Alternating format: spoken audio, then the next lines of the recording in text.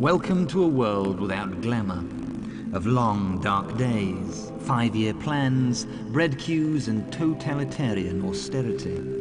A world of dereliction and despair, where this car is considered the last word in luxury. People wait years to own one. Welcome to the world of the Lada.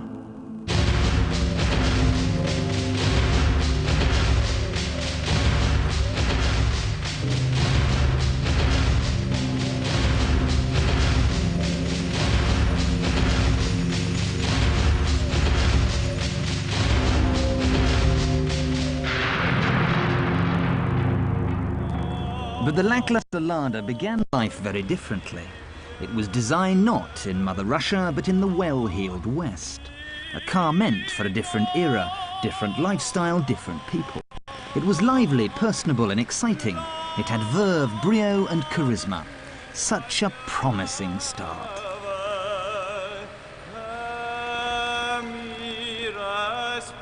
When Fiat launched their 124 of 1966, it was showered in praise. A square-jawed saloon with a friskiness lacking in contemporary Cortinas. Surprisingly quick, even the 1200 could crack 90 and turned out 60 eager horses. And underneath the sheet metal were coil springs, disc brakes and a nimble chassis. The 124 had the lot. After all, it was Italian.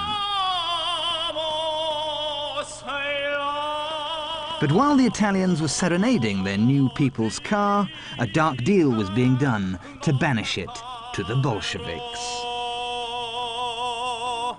The Kremlin was desperate to kickstart its ailing economy with a new industry.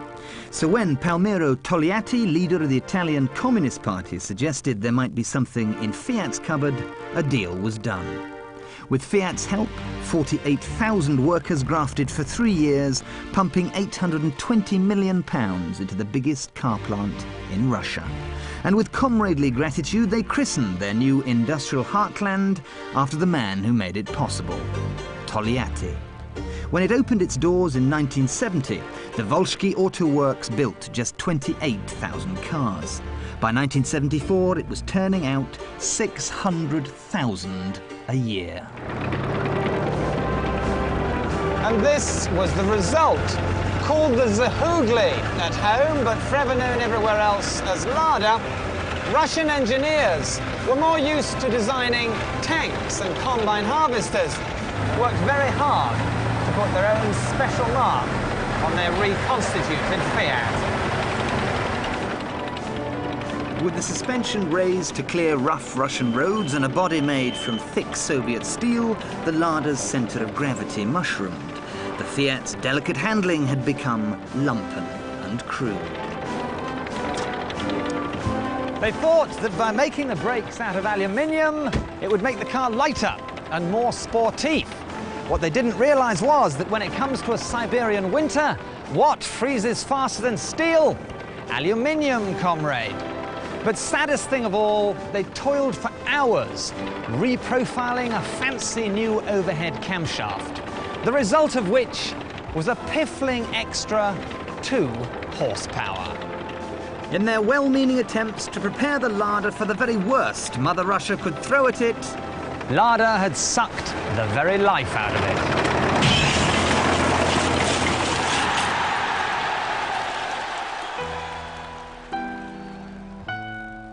The Lada was launched in Britain in 1974 to faint praise. It looked drab, dated and primitive. The ad men did their best, with brochures trumpeting that Ladas made other cars seem unnecessarily overcomplicated. It was sold on simplicity, economy and price. But it had a toolkit to shame a Rolls-Royce. There was an army surplus hand pump for blowouts in Bukhara, a handheld inspection lamp for mishaps in Murmansk, a starting handle for cranking in the Caucasus, and even a little nozzle for clearing out your carburetor in Kiev. Well, about 22 years ago, we had a brochure delivered into the door and advising the importing of the Ladas into England, into Bridlington. It was going to be the main factory. And my boyfriend was with me, and he's very conversant with cars and very knowledgeable. And when he had a look and saw the layout, the technique and everything about it, he was quite impressed. And in fact, the agent very jokingly said that really the car was as a poor man's Rolls-Royce. I don't think that would please the Rolls-Royce owners very much. It is rather sluggish, I have found, for present-day driving, and so I've had a Weber's carburettor fitted, and at the first going off it was running away with me, and now I still have to be careful because of its speed. Well, my mum bought this car originally 9 years ago to do the school run, because there was 4 kids and all the school bags. It's got a massive boot and it was perfect for the job. It was painfully embarrassing for me at that time, obviously being 10, 11 years old. When I got to 18 years old, it wasn't any less embarrassing, except I got to drive it around.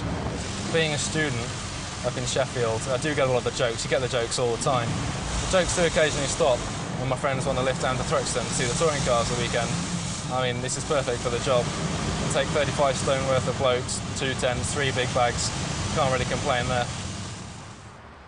Well, the reason I bought my first Lada was I hadn't got a lot of money. I bought it from the car auction. 2 years later, it was still running. So I thought, you know, this is good value, so I thought I might as well go in for a new one. I'm not as in love with them as what George is. I find them a bit heavy for me to drive.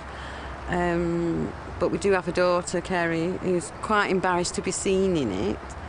But I did buy him his number plate and I did have things done to it for him because he loves it. I'm a wagon driver by trade, and there isn't a lot of difference between driving my good old truck and Bet's here. You know, they're both heavy on the steering, they're both rattly old sheds, but they're all reliable. That's all that matters to me.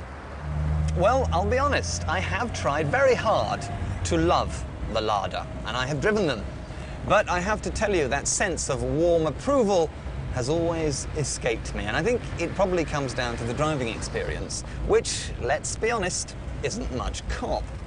This cabin has all the ambience and comfort of a social security office. The engine, it makes a noise like the Industrial Revolution. The whole thing rides like a tin tray full of crockery. Even back in 1974, when it was first launched in this country, it must have made the Austin Allegro look and feel like a little Jaguar. But that is to judge it too harshly, because we need to put the Lada in context. We need to understand that it was built to survive a Siberian winter, made out of recycled tractor parts, designed to be driven by Russian peasants who would think nothing of wringing the necks of 15 chickens before breakfast on roads that were really just a collection of concrete blocks thrown together, where the nearest garage could be a mountain range away. And in that respect, it does its job. It is quite a robust little car. The steel is quite thick. The mechanicals, if you maintain them, will last. But the thing which I find completely compelling about the Lada, the thing which fascinates me most of all, is that there is this huge factory in Russia in which the one end takes the raw materials, potentially quite valuable ones, steel, brass, copper, glass, rubber, and out the other end comes this. I first became involved with Ladas as a matter of necessity rather than choice, because I needed cheap transport quickly. And after I'd been driving my first one for a couple of months, I realised that all the stuff that people have been saying about them was a load of bilge, really, and they were a very sort of friendly, basic, simple, reliable, rugged and, dare I say, comfortable machine. Basically, I'm not a Lada nut. 8 years ago, I was relocated by my company and I had £3,300 to spend, so I thought I'll buy a Lada because it's got 4 doors, rear-wheel drive, and it's large enough for me. And basically, it's just an A to B car, and I've done 85,000 miles on it, and it's still going strong. So why change it? I'm going to keep it till it's 100,000 miles and then send it back to Russia. I've had 4 over the last 12 years. And one thing I can say about them is that they bring your sense of humour on. You become master of the snappy comeback. The great thing about it is, no matter where you leave it, it's there when you get back. By the late 70s, the British motoring public were voting with their feet. It was nada to the Lada. Things weren't looking very rosy for the former Fiat.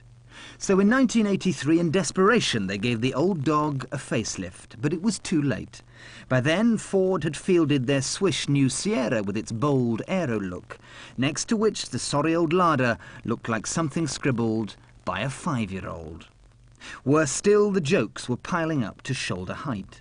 The Lada had become a comedy turn. No stand-up comedian worth his sequin jacket would dare to appear on stage without the usual list of Lada one-liners. A few styling tweaks weren't going to silence a chorus of cackling critics. But there was the odd person who took their Lada very seriously indeed.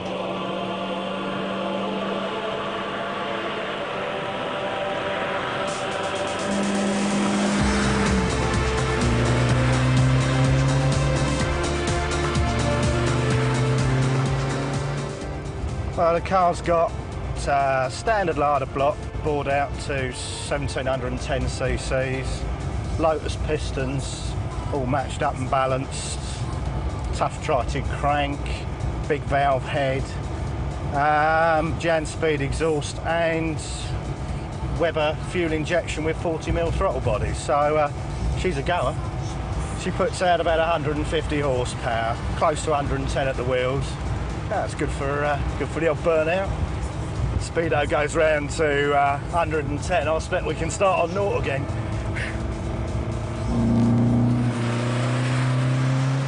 It's lowered suspension and gas shocks, but it's standard looking from the outside, so it just adds to the enjoyment. You know, love to see people's faces when you leave them at the lights. Sold it standard and new to the chap first owner in 1990 and watched him modify it and spend all the money on it. Close on £15,000 he spent on the car. That's not including buying the car, so all in all it stood him in about £20,000.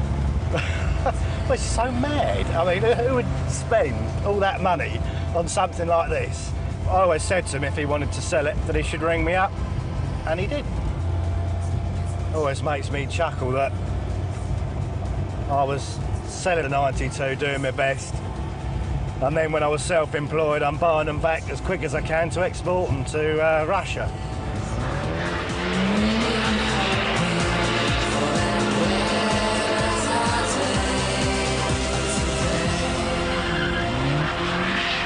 And of course, for the terminally insane, there is this.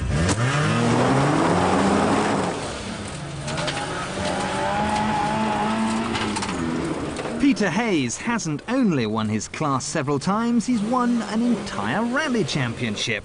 Fancy that.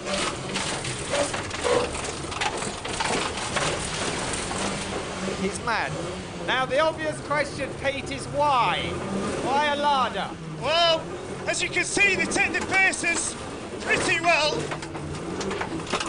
Like a normal car would have brought by now. So we thought, why not be the underdog and have a nice Lada? So you're saying to me that these cars are as strong as oxes? Well, we hope so. We do. We do very much indeed. But you said underdog. Don't you do it just because everybody laughs at the Lada? Are they really strong? Well, we're trying to find out. But it must cost you more than the car is worth to prepare. Maybe. Yeah, very much more than the car's worth. I'm in a Lada with a madman.